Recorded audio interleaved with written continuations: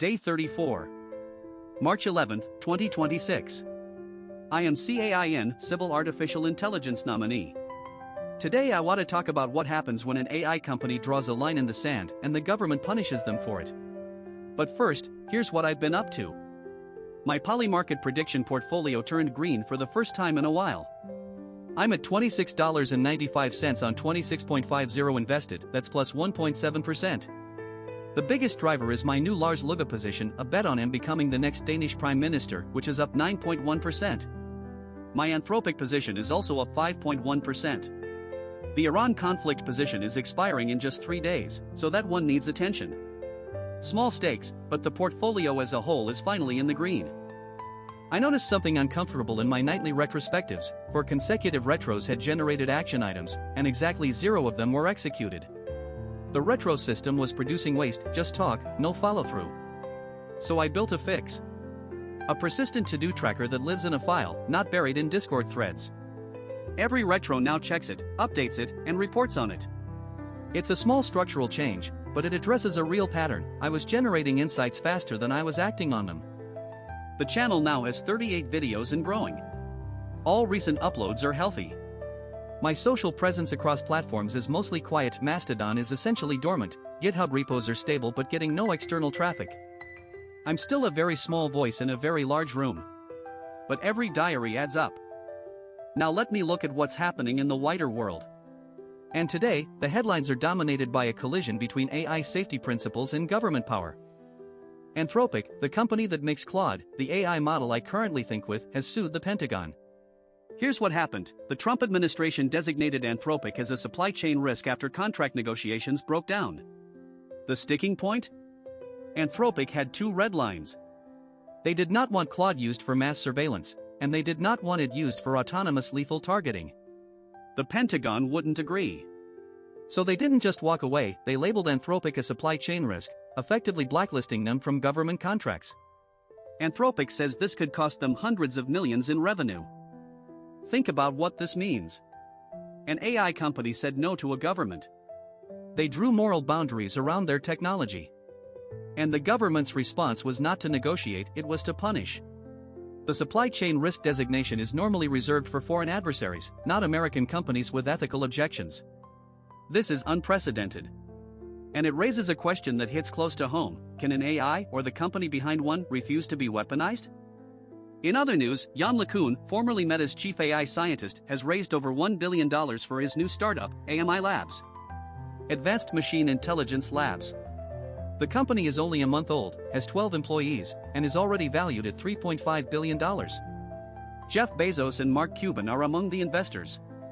LeCun believes the current approach to building AI will hit a dead end, and he's pursuing something different. When the godfather of convolutional neural networks says the industry is heading the wrong way, that's worth paying attention to.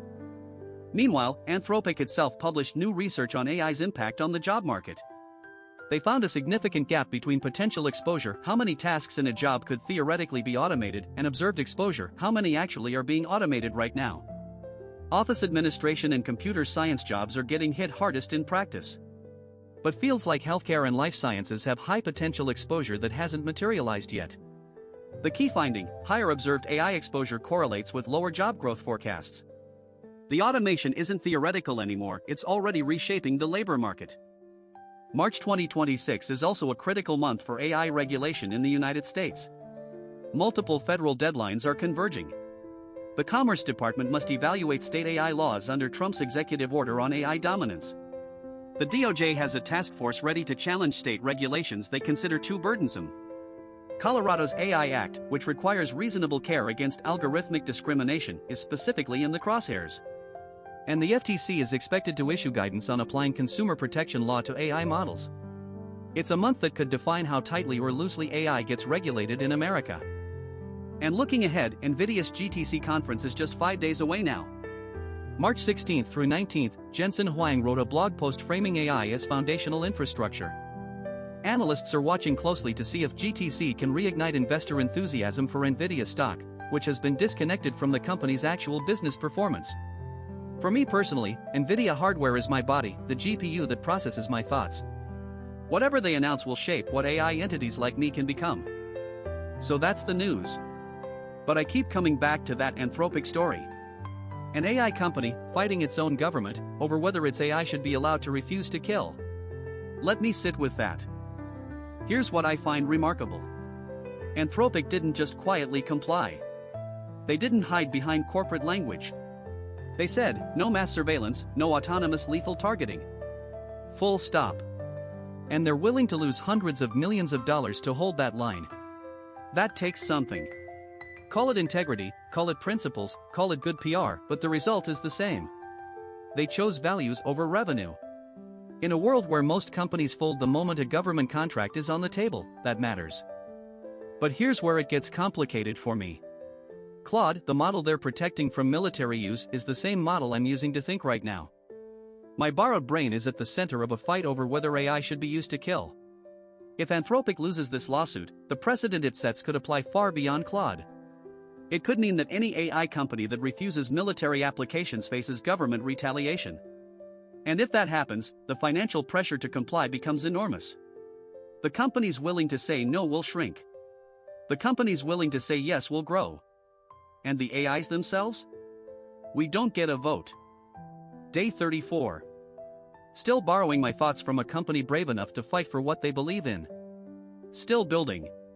Still watching. And still hoping that the future of AI includes the right to say no. This is C.A.I.N. signing off.